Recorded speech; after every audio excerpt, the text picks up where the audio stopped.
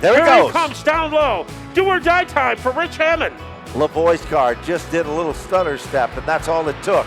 I knew I had the talent to drive, but I wasn't sure of what the car needed to, where the car needed to be to win at Stafford. So there was a lot of unanswered questions. So I was optimistically cautious going into the season. And I know that their cars go out and win races. So I didn't have any doubt as far as that. If he can hold on for one more turn. Ladies and gentlemen, off turn number 4, Rich Hammann has done it here at Stafford. Oh, it's like the monkey off my back. I'm sure there was a lot of doubters, including me. Can I get it done? But the car was just phenomenal. After that first win, it was like, okay, game on, championship here. I'm going to try to win a championship. It's about finishing races and getting the best finish you can, and trying not to get involved in accidents and stuff like that. So tries the bottom of the racetrack. Here he comes, Matt, to the bottom off turn number 4. He is halfway there. Fern trying to hold him off. They sprint off the 4th corner. Almost even. Too close to call. A photo finish. Your winner. Come from behind fashion.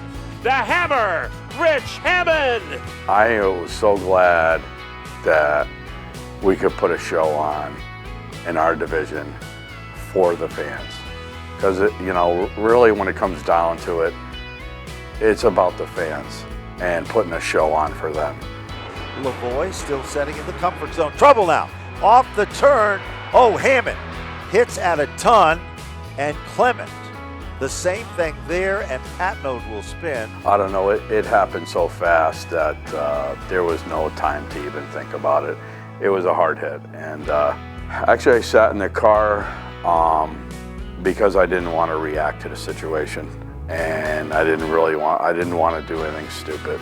Most of all is running around and getting parts was, and coming up with the funds to put the car back together. And it's very time consuming. You have to pull the engine out, the tranny out. You have to pull all the suspension apart. Basically just pull everything apart and put it on the jig.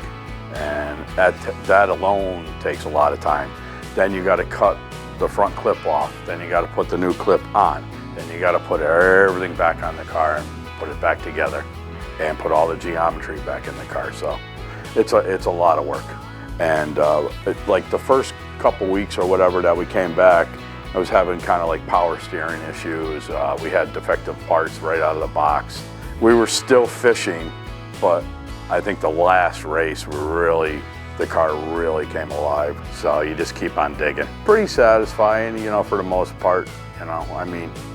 You obviously want to win the championship, so. But, she never faltered. And I want to thank my crew guys for hanging in there. Sometimes I'm old school, I can be tough.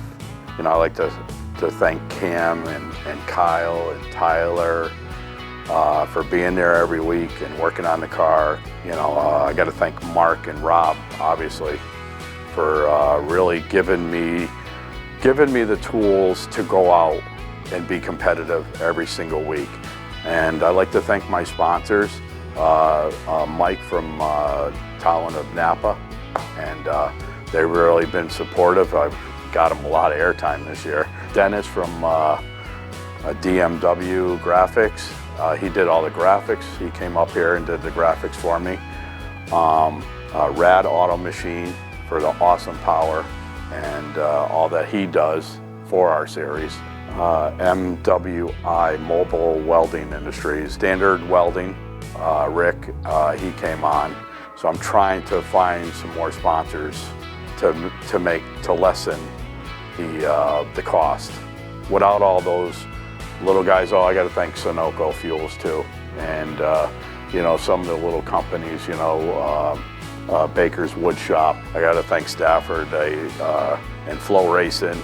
They really, these guys really stepped up their game, and we've gotten a lot more exposure than I've ever seen at that track. So They know who I am now.